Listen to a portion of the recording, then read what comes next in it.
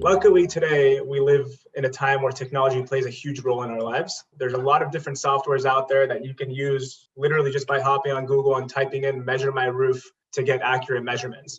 However, there are certain things satellite imagery can't always catch due to shade or blockage or certain locations in the part of the world.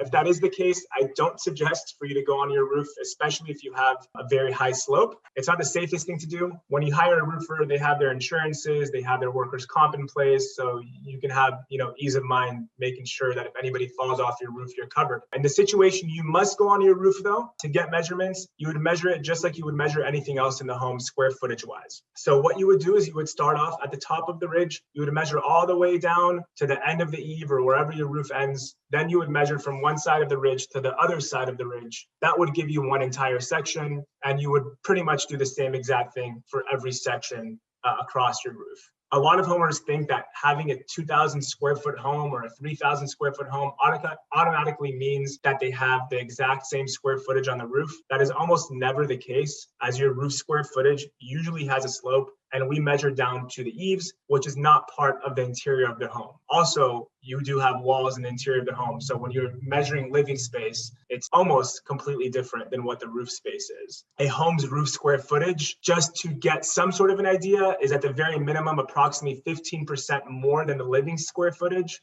In some cases, it can be even 50% or more, depending on the slope size and depending on how much exterior roofing they have that's not included in part of the home.